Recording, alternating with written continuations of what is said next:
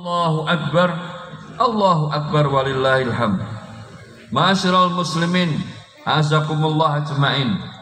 Sidang Idul Fitri yang berbahagia. Marilah pada kesempatan yang berbahagia itu, di hari kemenangan umat Islam, di hari yang fitri ini, kita senantiasa tingkatkan keimanan dan ketakwaan kita kepada Allah Subhanahu wa taala. Kita tingkatkan kualitas amal dan ibadah kita kepada Allah Subhanahu wa taala. Kita lihat kembali seberapa jauh keadaan kita terhadap Allah Subhanahu wa taala. Jikalau di hari yang fitri ini kita masih merasa masih jauh dari Allah Subhanahu wa taala, maka kita berusaha untuk senantiasa mendekat kepada Allah Subhanahu wa taala. Jikalau kita merasa sudah banyak yang kita bisa lakukan, maka harus kita tingkatkan kualitas amal tersebut. Karena nanti kalau sudah hari kebangkitan, di hari kiamat, likulli imri'in yawma idzin sya'nu yughni, maka manusia akan berada pada urusannya masing-masing. Orang akan lari dari saudaranya, orang akan lari dari ibunya, orang akan lari dari saudara-saudara yang dia cintai, maka dia akan mengurusi dirinya sendiri. Ma'asyiral muslimin azakumullah ajmain. Dalam sejarah Islam sudah mencatat bahwa kemenangan Islam itu hanya bisa diraih dengan tauhid yang kuat dan syariat yang ditegakkan dalam kehidupan. Di berbagai peperangan yang diikuti oleh Rasulullah Sallallahu Alaihi Wasallam, maka tidak pernah Rasul dan para sahabat itu terkalahkan sedikit pun. Karena apa? Karena Rasulullah SAW dan para sahabat menegakkan tauhid atau memiliki tauhid yang kuat dan menegakkan syariat dalam kehidupan. Atas dasar ini pula lah ma'asyiral muslimin, Allah Subhanahu wa taala mengutus para rasul semuanya, tidak hanya Nabi Muhammad, semuanya itu membawa risalah tauhid. Allah Subhanahu wa taala berfirman dalam surat Al-Anbiya, "Wa ma arsalna min qablika illa nuhi ilaihi annahu la ilaha illa ana fa'budun." Tidaklah kami mengutus seorang nabi pun atas sebuah umat sebelummu wahai umat Nabi Muhammad, melainkan kami wahyukan kepadanya bahwa sesungguhnya tidak ada sesembahan yang berhak disembah kecuali Allah Subhanahu wa taala. Artinya apa? Nabi Nuh risalahnya adalah tauhid. Nabi Ibrahim risalahnya adalah tauhid. Nabi Dawud, Nabi Yusuf, Nabi Ayub, Nabi Musa, Nabi Isa sampai Nabi Muhammad semuanya membawa risalah tauhid. Itu sepakat para nabi. Mereka yang didakwahkan adalah tauhid. Kenapa? Karena hanya tauhidlah yang akan Allah tolong. Karena hanya tauhidlah yang nanti kita akan bawa hadir menuju Allah Subhanahu wa taala. Jadi kalau kita belum mendapatkan pembelaan dari Allah dalam segala kesulitan, maka perlu kita lihat bagaimana tauhid kita kepada Allah Subhanahu wa taala. Ma'asyiral muslimin azakumullah ajmain. Allahu akbar, Allahu akbar, Allahu akbar walillahil hamd. Ma'asyiral muslimin rahimani wa rahimakumullah ajmain. Dalam kitab Qaulus Sadid yang ditulis oleh Syekh Abdurrahman As-Sa'di, beliau tidak kurang menyebutkan 9 keutamaan tentang tauhid itu sendiri. Yang pertama, bahwa tauhid itu sababul a'dham li tafrijil karobati dunia wal akhirah. Bahwa tauhid itu akan menyelamatkan manusia dari guncangan dan penderitaan hidup di dunia dan akhirat.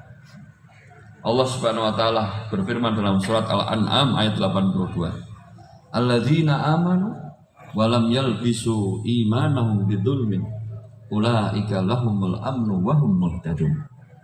Adapun orang-orang yang beriman, mereka orang-orang yang tidak mencampuri atau mencampurkan keimanannya dengan kesyirikan, mereka itulah orang-orang yang akan mendapatkan keamanan dari Allah Subhanahu wa taala.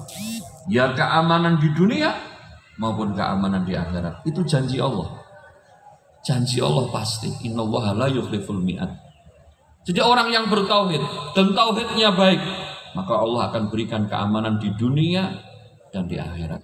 Allah selamatkan dari semua penderitaan di dunia dan di akhirat. Karena bagi orang yang bertauhid, sekalipun pahit yang dia rasakan, dia tidak pernah merasakan kepahitan. Mungkin orang melihat dia menderita, tapi dia sendiri tidak merasa menderita. Itulah orang yang bertauhid. Saudara sekalian yang dimuliakan Allah, tidak hanya keamanan di dunia, di akhirat pun kita terjadi guncangan-guncangan, ya, yang seperti ayat yang saya baca tadi, di mana orang akan berlarian ke sini-sini. Bahkan dalam sebuah ayat, ya, seorang ibu yang menyusui juga akan dia lempar anaknya, ya, dia akan mengurusi urusannya sendiri-sendiri. Itu menunjukkan saking gentingnya hari kiamat. Namun orang yang bertauhid, dia tidak akan pernah gelisah di hari mahsyar, di hari kiamat, karena dia akan mendapatkan perlindungan dari Allah Subhanahu wa taala. Allahu Akbar, Allahu Akbar walillahil hamd. Termasuk keutamaan tauhid yang lain adalah annahu yamna'ul khuluda minan nar idza kana fi qalbihi adna mithqala habatin minal iman. Kalau seandainya orang itu bertauhid, imannya iman tauhid, iman yang bukan syirik, sekalipun satu biji zarah saja, maka itu akan menghalangi pelakunya dari kekal di neraka. Bisa jadi orang itu banyak dosanya, mungkin, tapi ketika dia tidak syirik, maka Allah akan memberikan kesempatan dia untuk masuk ke dalam surga dan tidak kekal di dalam surga, di dalam neraka. Maaf. Rasulullah SAW dalam hadis qudsi, Allah SWT berfirman, ya bena Adam, innaka law ataitani bi qurabil ardi khataya thumma la yusyrik bi la ataituka bi qurabiha maghfiratan.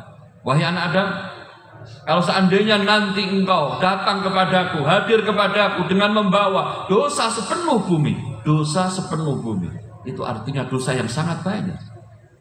Tapi satu, kamu tidak melakukan kesyirikan, kamu orang yang bertauhid, kamu nggak pernah minta melainkan kepada Allah Subhanahu Wa Taala, kamu tidak minta kepada selain Allah Subhanahu Wa Taala, maka la ataituka bi qurabihal maghfiratan, maka Allah akan datang kepadamu dengan membawa sepenuh bumi ampunan. Subhanallah. Tidak hanya itu, dalam hadis yang lain dari Ubadah bin Samit radhiyallahu taala anhu, bahwa Rasulullah SAW bersabda, man syahida an la ilaha illallah wahdahu la syarikalah wa anna Muhammadan abduhu wa rasuluhu wa anna Isa abdullahi wa rasuluhu wa kalimatuhu alqaha ila Maryam wa ruhum minhu wa jannatu haqqun wa naru haqqun adkhalallahu ala makana minal amalin. Dalam hadis sahabat Ubadah bin Samit, beliau mengisahkan bahwa Rasulullah SAW bersabda, barang siapa yang bersaksi tidak ada sesembahan yang berat disembah melainkan Allah semata, dan dia bersaksi bahwa tidak ada sekutu selain Allah Subhanahu wa taala, tidak ada sekutu, tidak ada kesyirikan, dan dia bersaksi bahwa Nabi Muhammad itu hamba dan utusan Allah, bukan siapa-siapa. Beliau manusia biasa yang mendapatkan wahyu dari Allah Subhanahu wa taala. Dan dia bersaksi juga bahwa Isa itu juga hamba Allah dan utusan Allah, bukan Tuhan. Sekalipun proses terciptanya Isa itu memang beda dengan manusia yang lain. Allah tiupkan ruh dalam rahim ibunda Maryam. Ruh dari ciptaan Allah, bukan ruhnya Allah, bukan. Ruh dari ciptaan Allah seperti ruh kita. Kemudian Allah ciptakan Nabi Isa tanpa ayah. Maka barang siapa yang bersaksi bahwa Nabi Isa itu adalah hamba dan utusan Allah, ya, kemudian dia bersaksi bahwa surga itu benar dan sekarang ada, dan dia bersaksi neraka itu juga benar dan sekarang sudah tercipta, adkhalallahu ala makana minal amalin, maka Allah akan masukkan dia ke dalam surga sekalipun dia melakukan apa saja yang dia lakukan. Artinya dalam hadis ini menunjukkan bahwa tauhid itu bisa menghapus dosa, bahwa tauhid itu menghalangi seseorang kekal dalam neraka. Mungkin orang melakukan kesalahan dosa, nanti akan dihisab. Kalau hasil hisabnya ternyata lebih banyak dosanya, mungkin Allah kehendaki masuk neraka dulu, tapi tidak kekal. Kemudian Allah bersihkan dosanya dan Allah masukkan ke dalam surga. Itu janji Jadi orang yang bertauhid pasti masuk surga. Semoga kita termasuk orang-orang yang bertauhid yang Allah mudahkan masuk dalam surga. Amin Allahumma amin. Allahu akbar. Allahu akbar walillahil hamd. Ma'asyiral muslimin azakumullah ajmain. Keutamaan tauhid yang lain. Annahu yahsulu li sahibil hudal kamil wal amnu tam fid dunya wal akhirah. Hanya orang yang bertauhidlah yang dia akan mendapatkan petunjuk yang sempurna. Hidayah itu mahal, itu benar. Karena mahalnya maka kita diminta untuk berdoa kepada Allah setiap kali sholat. Tidak hanya sekali. Kalau kita sholat 4 rakaat maka kita 4 kali kita mohon hidayah kepada Allah. Ihdinas siratal mustaqim. Itu menunjukkan bahwa hidayah itu sangat mahal. Namun kalau orang tidak memiliki tauhid yang baik, maka dia tidak akan bisa mendapatkan hidayah dari Allah Subhanahu wa taala. Bagaimana kalau orang itu mendapat hidayah kemudian dia tidak tahu tentang tauhid? Padahal risalah yang paling utama agama ini adalah tauhid. Itu tidak mungkin, itu mustahil terjadi. Maka hidayah itu hanya milik orang-orang yang bertauhid. Mungkin kita bertanya, apa itu tauhid, Ustaz? Nanti belajar. Saya ingin menyampaikan di mimbar yang mulia ini, tauhid itu perkara yang paling dasar, tauhid perkara yang paling penting, tauhid itulah yang akan kita bawa nanti hadir kepada Allah. Tauhid itu jangan menyelamatkan kita nanti di yaumil hisab. Kalau kita nggak kenal tauhid, setelah ini harus belajar, setelah ini harus mengaji, harus berguru sampai kita tahu tentang tauhid. Karena tauhid keutamanya sangat banyak. Ini keutamaan yang ketiga, bahwa dia akan menjadikan sebab seorang itu akan mendapatkan petunjuk. Yang berikutnya, yang keempat, annahu sababul wahid linail ridhallahi wa thawabi wa annahu ashhadun nas bi syafaati Muhammad sallallahu alaihi wasallam. Sekalian bahwa orang yang bertauhid nanti adalah orang yang paling bahagia, orang yang paling berhak mendapatkan syafaatnya Rasulullah sallallahu alaihi wasallam. Rasulullah SAW dalam hadisnya mengatakan, kullu nabiyyin da'watun mustajabah. Setiap nabi punya doa yang mustajab. Fakhtafaitu wa da'autu yaumal qiyamati syafi'an li ummati. Maka doa yang mustajab yang diberikan Allah pada setiap nabi itu aku simpan, kata Rasul. Dan nanti aku akan pakai doa tersebut di hari kiamat untuk memberi syafaat kepada umatku. Man qala la ilaha illallah halat lahu syafaati. Maka barang siapa orang yang mengucap kalimat la ilaha illallah, barang siapa orang yang memiliki tauhid yang baik kepada Allah, keyakinan yang mantap kepada Allah, maka merekalah orang yang berhak mendapat syafaat, kata Rasulullah SAW. Jadi orang yang bertauhid, orang yang paling berhak untuk mendapatkan syafaat. Kalau orang tidak bertauhid, masih suka syirik, masih suka minta-minta ke kuburan, ya, masih percaya kepada barang-barang berpetua, masih percaya kepada pohon-pohon yang dianggap keramat, bagaimana dia akan mendapatkan syafaatnya Nabi? Karena Nabi hanya memberikan syafaat pada orang yang bertauhid.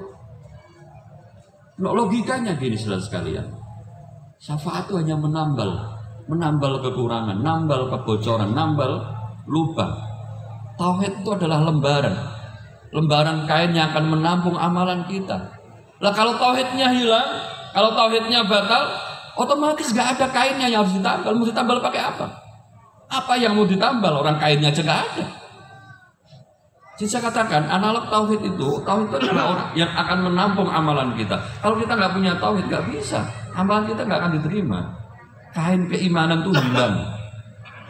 Kalau orang punya tauhid yang baik, sekalipun mungkin punya banyak dosa, ada kainnya, tapi berlubang-lubang.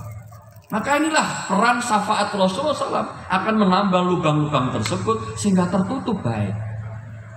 Imannya yang sedianya kurang akan menjadi baik setelah mendapat syafaat Rasulullah SAW. Jadi orang yang bertauhid, orang yang paling berhak mendapat syafaatnya Rasulullah SAW. Yang keutamaan tauhid yang lainnya, anna jami'al a'mali wal aqwali dhahirati wal batinati mutawaqifatun fi qubuliyah wa fi kamaliha wa fi tarattubi thawabi alaih. Bahwa diterima dan tidaknya amal seseorang itu tergantung dengan tauhid.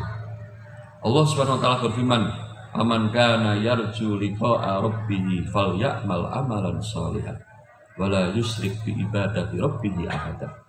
Barang siapa orang yang berharap bertemu dengan Allah, berharap bertemu dengan Allah itu artinya berharap masuk surga. Karena Allah hanya nanti bisa ditemui di surga. Allah gak akan mungkin menemui manusia di neraka. Allah hanya bisa dilihat di surga. Allah hanya menemui manusia di surga. Maka barang siapa orang yang berharap bertemu dengan Allah di surga, fal ya'mal amalan shalihan, maka dia harus beramal sesuai yang dicontohkan oleh Rasulullah. Wala yusyrik bi ibadati lahi ahadan, dan dia harus tauhid kepada Allah dan tidak syirik. Artinya syarat diterimanya amal seseorang adalah tauhid, adalah ikhlas. Ikhlas itu artinya tauhid. Kalau orang syirik nggak mungkin amalnya diterima oleh Allah. La in asyrokta la yahbatanna amaluka. Jangankan kita yang berbuat syirik, Nabi Muhammad kalau syirik saja diancam oleh Allah. La in asyrokta ya Muhammad, kalau engkau Muhammad syirik, maka hancur semua amalmu. Semua amalmu. Beda dengan kita tidak ikhlas, mungkin kita riya. Mungkin yang hancur, yang rusak hanya amalan ketika itu. Tapi kalau syirik semuanya, dari kita pertama mendapat Bani Syariat sampai selesai kita melakukan syirik itu akan hapus. Maka ma'asyiral muslimin, tauhid itu syarat diterimanya amal. Ini hal yang penting kita harus. Kenapa? Kita baru sadar kenapa para nabi, para rasul itu hanya menyampaikan tauhid. Ternyata tauhid itu memang keutamanya sebesar ini. Wa min fadhaili, dan di antara keutamaan tauhid yang lain juga annahu yashulul alal abdi fi'lal khair. Sesungguhnya itu akan memudahkan seorang hamba untuk melakukan kebaikan. Wa tarkul munkarat. Ya. Jadi dengan tauhid itu orang mudah melakukan kebaikan, ringan melakukan amal soleh.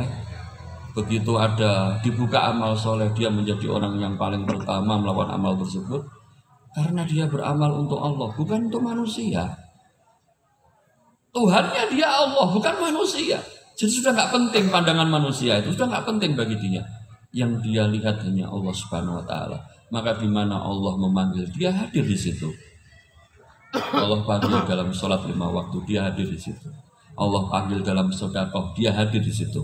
Allah panggil dalam zakat, dia hadir di situ. Allah panggil dalam jihad, dia hadir di situ. Orang yang bertauhid mudah melakukan kebaikan dan mudah meninggalkan kemungkaran. Wa yuslihi an musibah, tidak hanya itu. Orang yang bertauhid itu juga dia tidak akan pernah merasakan rasa penderitaan di dunia. Tahifu alaihi al-masaib. Ya. Jadi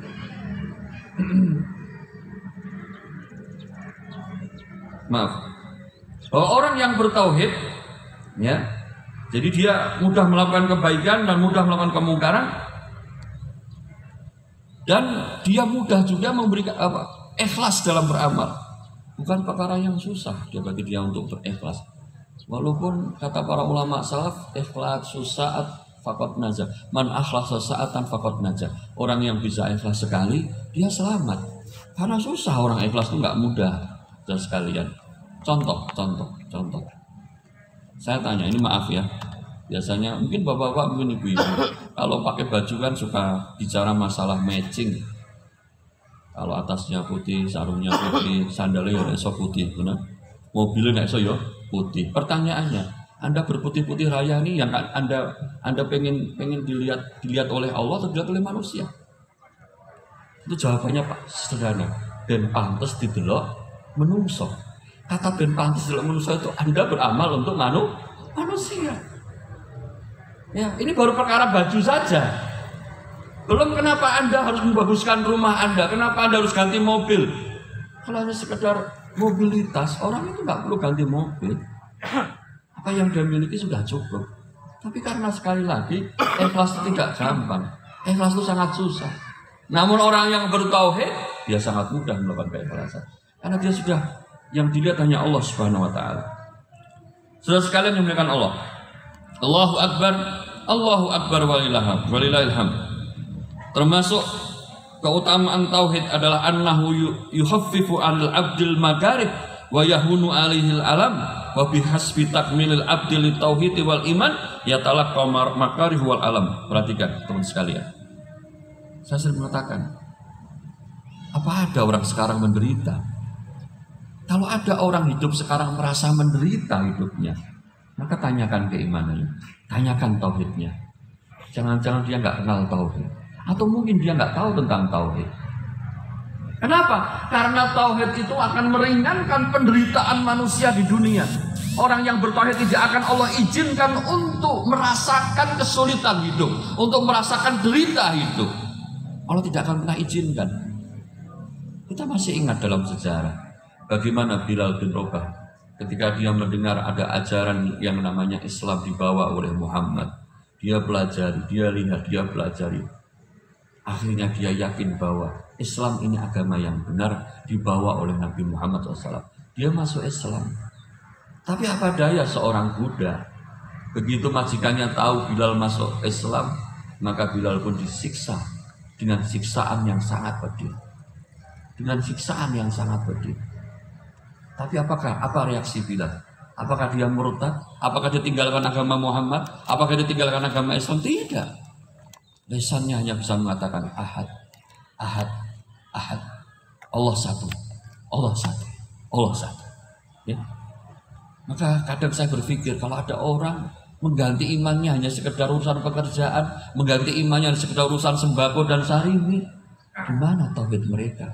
Atau jangan-jangan mereka nggak kenal tauhid, sehingga penderitaan hidup itu dia bisa rasakan. Orang yang bertauhid tidak Allah izinkan untuk menderita di dunia, sekalipun dohirnya dia mendapatkan kesulitan, tapi dia tidak pernah merasakan kesulitan. Utsman bin Maz'un, salah satu sahabat Nabi, juga yang termasuk sahabat awal-awal masuk Islam. Begitu datang Islam, datang Nabi Muhammad membawa ajaran Islam, dia pun iman kepada Islam, dia iman kepada Nabi Muhammad, dia masuk Islam. Oleh majikanmu disiksa, siksaannya sangat sadis dan sangat kejam. Dicukil matanya Utsman bin Maz'un radhiyallahu taala anhu, jatuh ke tanah. Kemudian majikannya mengatakan, wahai Utsman, kalau kamu mau selamat, kalau kamu mau bebas, kembali ke agama nenek moyang kamu, tinggalkan Muhammad, tinggalkan Islam. Atau aku cukil mata kamu yang satunya. Apa jawab Utsman? Ama wallahi inna ukhta aini la faqiratun ila ukhtiha. Ketahui bahwa mataku yang masih utuh ini sungguh nasibnya kasihan. Nasibnya nggak jelas. Dia iri dengan saudaranya sudah jatuh ke tanah. Karena saya yakin saudaranya yang sudah jatuh ke tanah itu sudah sampai ke surga. Tapi mata yang masih utuh ini belum tentu dia masuk surga. Ama wallahi inna na'ima fid dunya la mahatalahu zailun. Demi Allah, sesungguhnya kenikmatan di dunia itu pasti akan hilang. Mata ini tidak hilang sekarang, hilang besok. Nggak ada di dunia yang abadi. Kalau saya harus mempertahankan mata ini, harus menjual keimanan saya tidak akan lakukan. Karena kenikmatan di dunia kalau nggak sekarang hilang, besok akan hilang. Subhanallah. Sakit, menderita. Tapi Utsman bin Maz'un tidak pernah merasakan derita tersebut. Maka orang yang bertauhid itu bisa menghilangkan rasa sakit, rasa derita, musibah, penderitaan di dunia. Karena dia yakin, orang yang bertauhid yakin bahwa musibah itu yang menciptakan adalah Allah. Maka pantang bagi dia untuk curiga kepada Allah, tidak menerima kehendak Allah. Dia pantang. Orang yang bertauhid itu selalu kalau ada musibah, ada penderita, dia nggak mau berkomentar sedikit pun. Ini sudah terjadi, ini sudah dikehendaki oleh Allah. Allah fa'alu lima yurid. Allah berkehendak apa yang Allah kehendaki. Allah melakukan apa yang Allah kehendaki. Bagi kita hanya mohon keridhaan kepada Allah. Makanya doa yang dipanjatkan Rasulullah SAW, Allahumma nas'aluka ridho ba'dal qadha. Ya Allah, saya mohon kepadamu keridhaan ya Allah setelah ketetapanmu.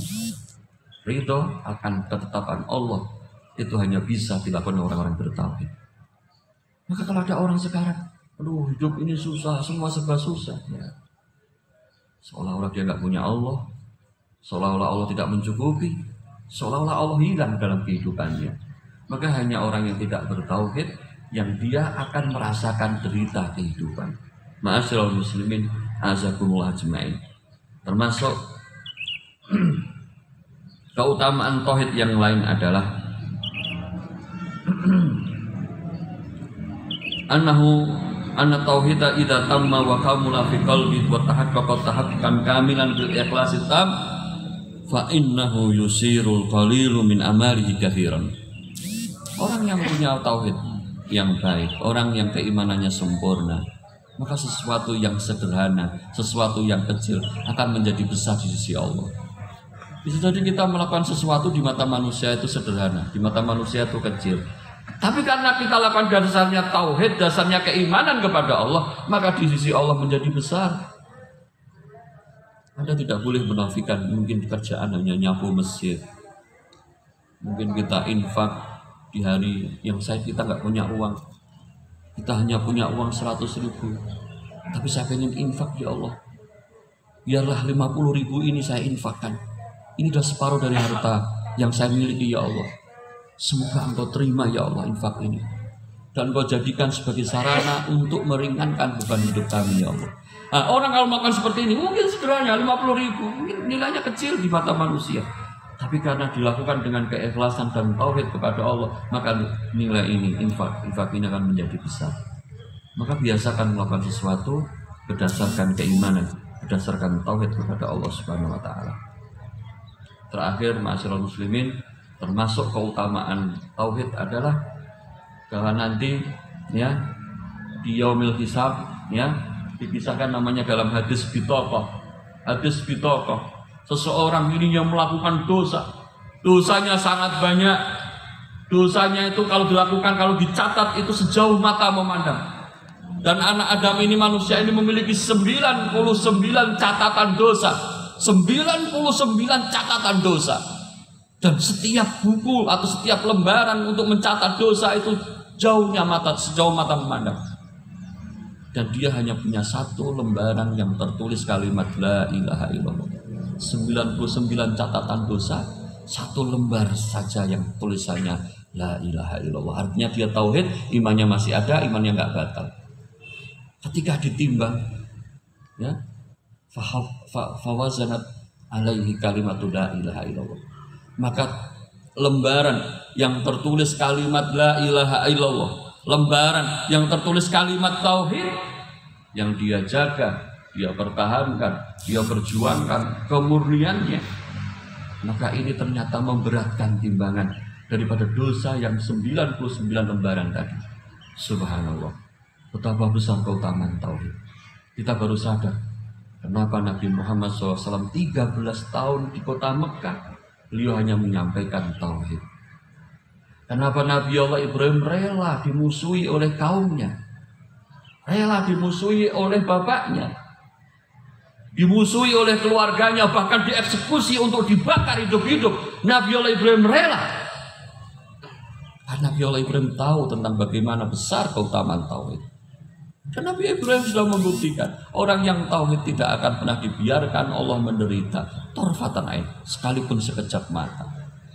Maka ketika Nabi Allah Ibrahim dibakar oleh masyarakat yang tidak terima dengan Nabi Allah Ibrahim hidup-hidup, tidak satu lembar atau satu lembar benang yang ada pada bajunya terbakar, karena Allah perintahkan api yang hendak membakar Nabi Ibrahim untuk dingin dan menyelamatkan. Dan banyak contoh sekalian betapa tauhid ini sebab pertolongan Allah. Maka mari kita sebagai umat Islam, kita belajar tauhid, kita pelajari, kita telaah kenapa harus bertauhid, mengapa harus tauhid. Kenapa para rasul risalahnya adalah tauhid? Apa keutamaan tauhid? Apa hal yang membatalkan tauhid? Sekiranya inilah yang nanti kelak akan menjadikan sebab turunnya pertolongan Allah. Dan jangan lupa pada kesempatan yang berbahagia ini, kita doakan saudara-saudara kita yang ada di Palestina, yang hari ini dijajah, ditindas oleh orang-orang Yahudi, orang-orang Israel. Mereka penjajah. Kalau di Indonesia dulu ya seperti Belanda lah. Penjajahannya begitu absolut sehingga Belanda itu mampu membuat undang-undang, mampu membuat KUHP, membuat infrastruktur, membuat bendungan, membuat jalan, macam-macam, saking absolutnya. Nah, gambarannya di Israel juga seperti itu. Tanah-tanah orang Palestina kepemilikan tanah milik orang Palestina, bangsa Palestina.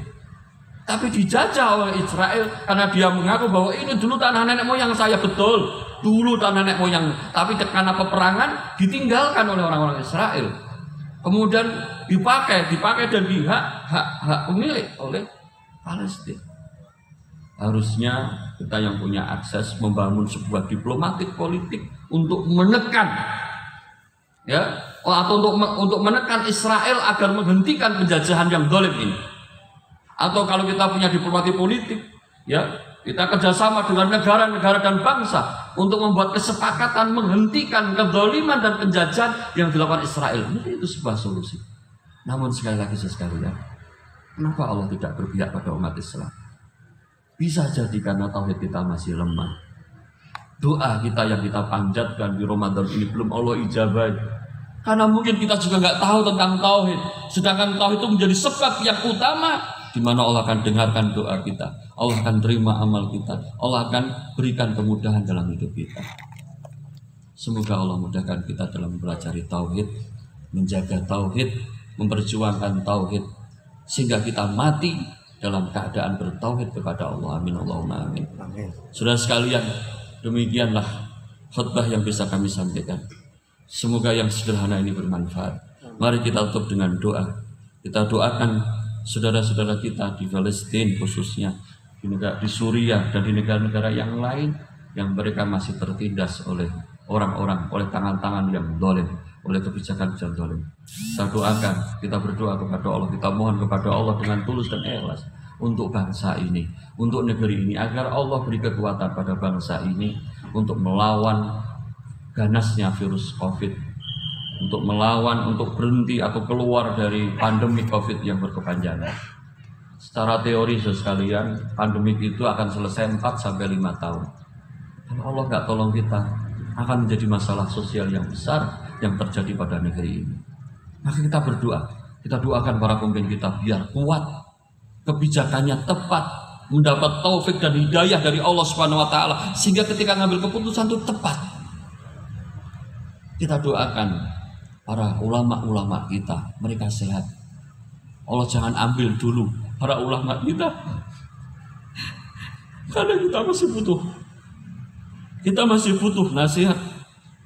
Kita masih butuh bimbingan dan tauhid dari para ulama. Kita doakan mereka biar sehat semua. Karena umat ini masih butuh nasihat mereka. Umat ini masih butuh didampingi. Kita ini masih awam. Kita ini masih jahil. Kalau ulama-ulama ini diangkat, saya teringat hadis Nabi Muhammad SAW.